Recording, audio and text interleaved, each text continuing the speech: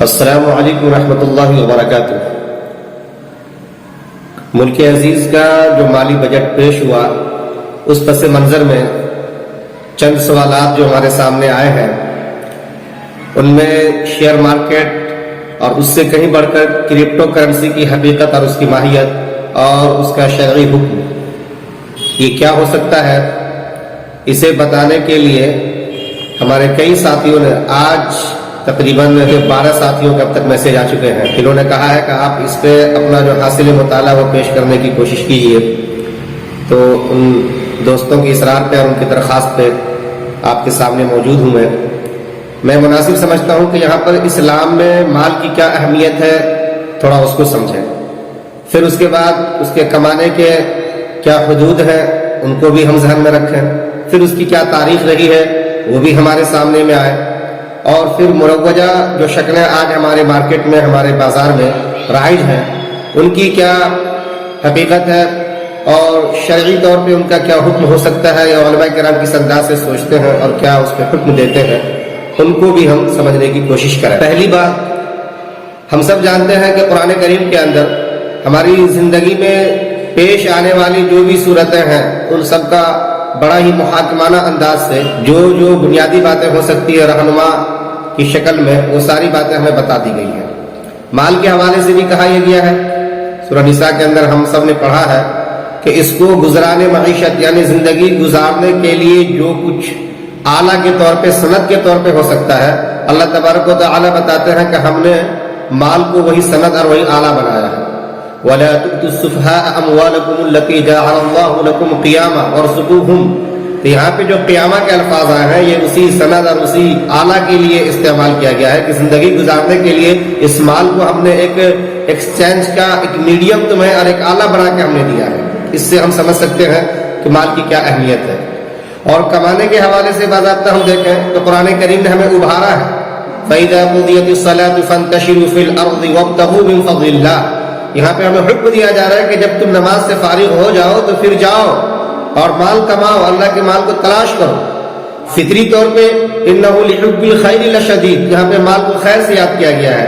اور سورہ جمعہ کے اندر فضل جو ہم نے ابھی کہا آپ سے اس سے اس کو یاد کیا گیا ہے، تو اس کی بڑی اہمیت آئی ہے۔ ہاں، مال کمانے کے سلسلے میں جو حدود ہیں جائز اور ناجائز کے حوالے سے، تو انفرادی زندگی سے لے کر اجتماعی مفاد کے حق میں قرآن کریم نے ہمیں جائز اور ناجائز کا پابند بنایا ہے، اور یہ بتایا ہے کہ جو بھی تم کماؤ اس میں ایسا نہ ہو کہ تمہارے اپنا فائدہ تو ہو لیکن تم اپنے فائدے کے چکر میں کسی اور کا نقصان کر بیٹھو، ایسا نہیں ہونا چاہیے۔ چنانچہ قرآن کریم اس سلسلے میں رہنمائی ہماری کرتا ہے، یا ایھا الذین آمنوا لا تأکلوا اموالکم بینکم بالباطل الا ان تکون تجارۃ عن تراض منکم ولا تقتلوا انفسکم، کہ تجارت کرو، آپسی رضامندی یہ بنیادی شرط ہے، اور کسی کو کوئی دھوکہ نہ دے۔ آج یہ رشوت، اسی طریقے سے جوا، دھوکہ، بہت سی ایسی شکلیں ہوتی ہیں جن کے اندر انسان اپنا نفع تو دیکھتا ہے لیکن دوسرے کو دھوکے میں ڈال دیتا ہے۔ تو قرآن الٹیمیٹلی کہہ رہا ہے کہ تم اس کا خون نہیں چوس رہے ہو بلکہ خود اپنے آپ کو ہلاک کر رہے ہو۔ یہاں پہ جو لا تقتلوا انفسکم کہا گیا اس کو بھی ذرا سا دیکھنے کی کوشش کریں ہم، تو آپسی رضامندی کے ساتھ ساتھ ایسا نہ ہو کہ آپس میں کسی کا ایک کا فائدہ ہو دوسرا کا نقصان ہو، یہ نہیں ہونا چاہیے، ورنہ پھر وہی ناجائز اور حرام ہو جائے گا۔ تو مال کمانے کے جو حدود ہیں وہ بتا دیے کہ ہمیں جائز اور ناجائز اس کا خیال رکھنا ہے، اور اسی کے ساتھ ساتھ مال کو کتنی اہمیت دینی ہے، اور ایک مسلمان کے ناطے اللہ تبارک و تعالیٰ کو یاد رکھنا ہے، ان کی عبادت بھی کرنی ہے۔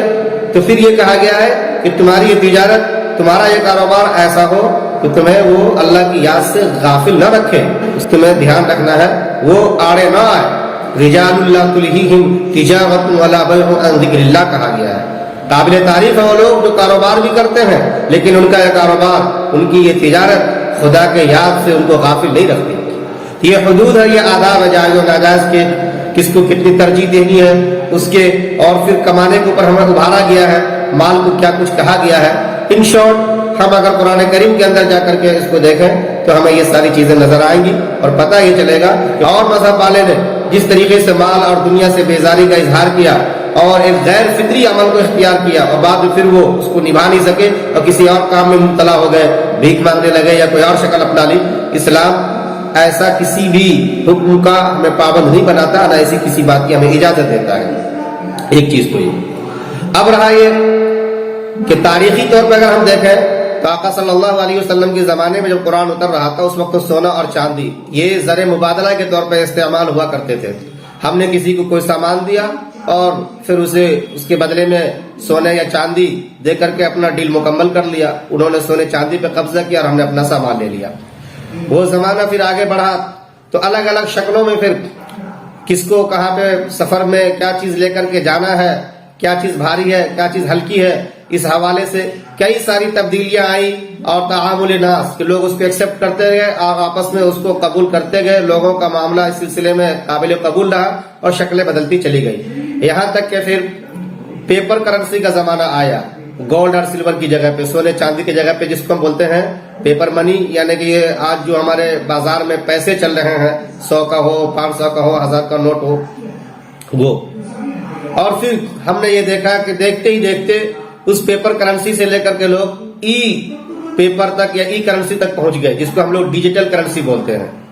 آج کے وقت میں ہوتا یہ ہے کہ ہم کسی سے کوئی سامان لیتے ہیں اور ان کو پے ٹی ایم کر دیتے ہیں، یا پھر اسی طریقے سے پے فون یا گوگل پے پہ ہم جا کے ان کو ادا کر دیتے ہیں۔ کوئی ایسا پیسہ ان کو نہیں دیتے کہ ہم نے ہاتھ سے پکڑ کے چھو کر کے ان کو دیا اور انہوں نے بھی چھو کر کے گن کر کے رکھا ہو، بس ایک ڈیجٹ ہوتا ہے،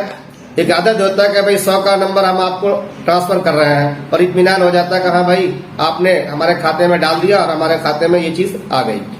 تو ہم یہاں تک آ چکے ہیں۔ تو اس کی ایک لمبی تاریخ رہی ہے اور اصل چیز اس میں یہی رہا کہ اس کے اندر قیمت بننے کی صلاحیت رہی اور لوگوں نے اس کو اپنے معمولات کا حصہ بنایا، سبھی نے اس پہ ایکسپٹ کیا، قبول کیا۔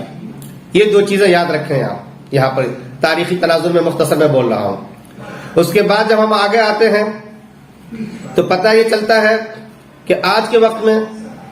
شیئر مارکیٹ اور اس کے بعد پھر کرپٹو کرنسی یہ بھی ڈیجیٹل دنیا میں کافی اپنا نام کما چکا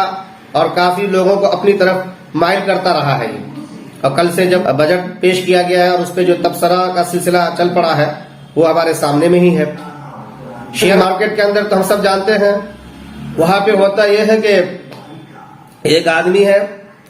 اور اسے بڑا سا کوئی کاروبار شروع کرنا ہے، بڑا پروجیکٹ لگا رہا ہے، وہ پیسے اس کو دستیاب نہیں ہوتے، تو وہ یہ کرتا ہے کہ کچھ پیسے بینک سے لون لیتا ہے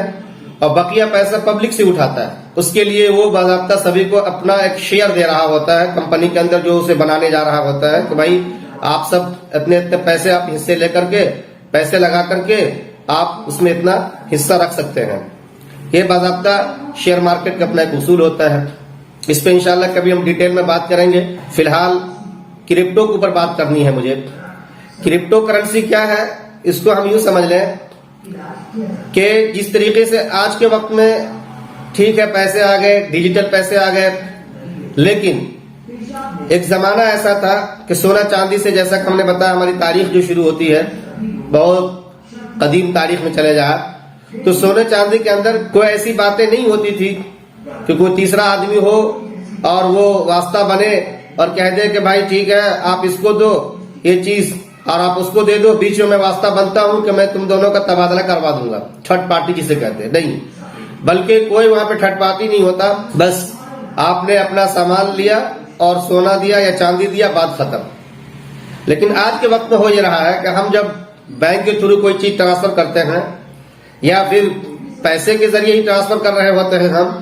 تو اس پیسے کے پیچھے سرکار ہوتی ہے۔ بینک کے تھرو اگر ٹرانسفر کرتے ہیں تو وہاں پہ بینک ہوتا ہے، یہ تھرڈ پارٹی ہوتے ہیں۔ تو اب ہوتا یہ ہے کہ یہ ساری چیزیں کنٹرول میں ہوتی ہے، نگرانی میں ہوتی ہیں،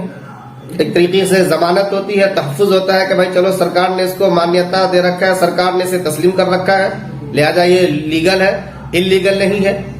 اور بینک کے اندر اس کو ہم رکھ کر کے سمجھتے ہیں کہ ہماری مالیت محفوظ ہو گئی، تو اس حوالے سے بھی ہم پریشان نہیں ہوتے۔ لیکن ہوتا یہ ہے کہ ٹیکس بھی لگتے ہیں پھر اس کے اوپر،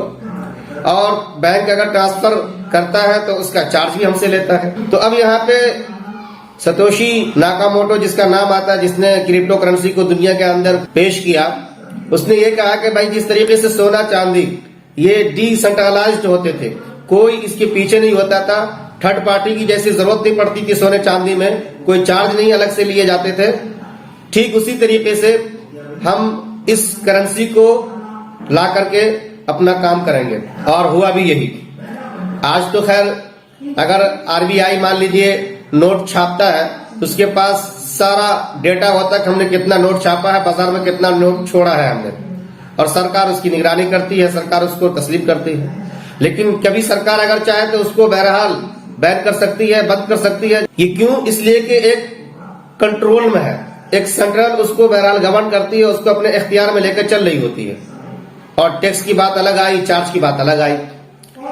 تو اب لوگوں نے جب اس نے یہ نظریہ پیش کیا اور بنا کر کے دکھایا تو لوگوں نے قبول کیا کہ اچھی بات ہے، سونا چاندی کی طرح سے کوئی کسی تھرڈ پارٹی کی ضرورت نہ پڑے، کسی سرکار کی ضرورت نہ پڑے، کسی بینک کے چارج سے اگر ہم بچ جائیں تو اچھی بات ہے۔ یہ چیز اس نے پیش کی اور پھر اس کو بلاک چین سسٹم پہ بیسڈ کیا۔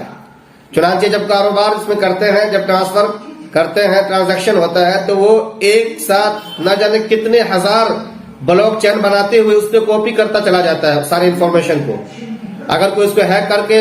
ادھر کچھ کرنا چاہے تو ہیک کتنے کمپیوٹر کو کرے گا، وہ کتنے بلاک کو توڑے گا، وہ بڑا مشکل ہوگا اس کے لیے۔ تو اس نے جو نظریہ پیش کیا اور بنا کر کے دکھایا کہ اس میں کسی کا کوئی عمل دخل نہیں ہوگا، کوئی اس کو اپنے اختیار میں نہیں لے سکتا، بس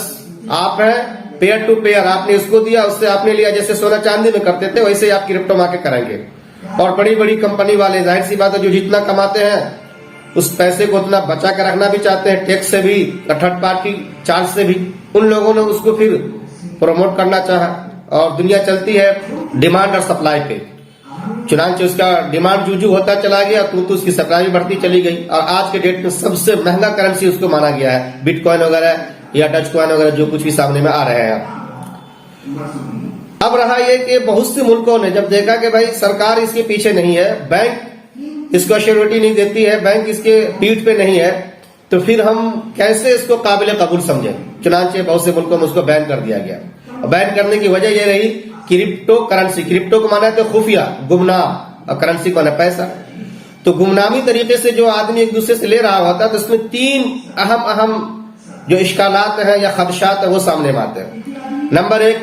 ٹیکس چوری ہوتی ہے اس میں، کیونکہ کتنا آپ کما رہے کتنا نہیں کما رہے وہ آپ سرکار کو نہیں دے رہے، تو سرکار پھر کس طریقے سے اپنے الگ الگ منصوبے اور عزائم کو پورا کر پائے گی۔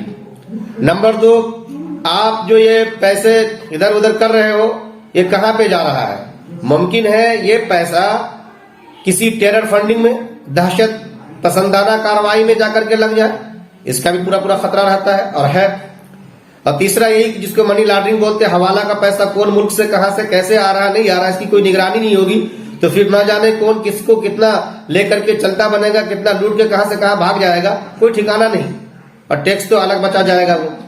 یہ سب باتیں کل بھی تھیں، آج بھی ہیں اس کے اوپر، جس کی وجہ سے بہت سے لوگوں نے اس کو نادرست قرار دیا، جبکہ بہت سے لوگوں نے یہ کہا کہ جس طریقے سے کل سونا چاندی کا استعمال کرتے تھے اس میں کوئی تھرڈ پارٹی نہیں، کوئی سرکار نہیں، کوئی چارج نہیں، کوئی ٹیکس نہیں، اسی طریقے سے ہم اس کو ریپرزینٹ کر رہے ہیں، لہذا اس میں برائی کیا ہے؟ چنانچہ بہت سے ملکوں نے، بہت سی سرکار نے اس کو لیگل قرار دیا۔ خود ہمارے ملک کے اندر اس کو جو اب بات آ رہی ہے کہ 30% اس پہ ٹیکس لگے گا اگر نفع کماتے ہیں تو، اور نہیں کسی وجہ سے آپ اگر بیچ رہے ہیں تو TDS آپ کا چارج لگے گا، ایک سیلنگ پہ آپ کو جو پیسے کٹتے ہیں وہ لگیں گے۔ اور پھر 2022 سے لے کے 2023 تک کا جو اپنا منصوبہ سامنے میں لایا گیا ہے وزیر مالیات کی زبانی، وہ یہ کہ خود RBI اپنا ایک کرنسی لانچ کرے گا، وہ اپنا ایک الگ بلاک چین لائے گا اور اس پہ وہ چیزیں ساری بیسٹ کریں گی۔ وہ اپنی جگہ پہ یہ ساری باتیں آ رہی ہیں، لیکن فی الوقت جو کہا گیا کہ سرکار اس پہ اتنا ٹیکس لگی، اس کا مطلب ہے کہ یہاں کی سرکار نے بھی اس کو لیگل قرار دیا ہے، انلیگل والی ایسی کوئی بات نظر نہیں آتی۔ ہاں، ان دونوں کے حوالے ایک تیسری بات ضرور آتی ہے کہ یہ سارا کچھ تو باضابطہ فزیکلی یا حصی طور پر ہم ہاتھ میں نہیں لیتے، کمپیوٹر کے اندر بند ہوتا ہے۔ تو اگر کسی وقت میں نیٹ غائب ہو گیا یا کمپیوٹر ختم ہو گیا تو کیا ہوگا؟ تو پھر یہی ہوگا اگر پوری دنیا سے واقعتاً کمپیوٹر ایک ایک کر کے مٹا دیا جائے، نیٹ کو بالکل ختم کر دیا جائے تو سمجھ جائے یہ بھی غائب، لیکن اگر یہ ناممکن ہے تو پھر یہ بھی ناممکن ہے۔ باقی وہ تین خدشات جو ہم نے بتایا، ٹیرر فنڈنگ کا لے کر کے، منی لانڈرنگ کا لے کر کے، اور جو ٹیکس پیئر ہوتے ہیں ان کی چوری کا لے کر کے، وہ خدشات یہاں پہ باقی ہیں۔ اب آتا ہوں میں شرعی رہنمائی کی طرف۔ یہاں پہ کافی وقت ہو چکا، 15 منٹ سے آگے جا چکے ہیں ہم، بہرحال انشاءاللہ مزید تفصیل سے اس پہ باتیں ہوتی رہیں گی، اشارے میں بات کر رہا ہوں میں۔ وہ یہ کہ بہت سے علماء آج یہ کہتے ہیں کہ جس طریقے سے الگ الگ کرنسی دنیا کے اندر آتی رہیں اور علماء कहते हैं कि आवाम का उसमें तामुल रहा, तामुल नास जिसको कहते हैं, लोग उसको एक्सेप्ट करते रहे और वो चीजें जायज के दर्जे में आती गई। तो आज जिस तरीके से हम सोने चांदी से कागज करेंसी पे फिर ई करेंसी पे आ गए और डिजिटल पेमेंट करके सारा काम करते हैं, तो इसी तरीके से अगर इससे ट्रांजैक्शन होता है और काम आदमी का बन रहा है, इसकी भी गुंजाइश होगी। तो तामुल नास और जो समनियत वाली बात आती है वो उसके साथ जायज करार देते हैं। जबकि जो इससे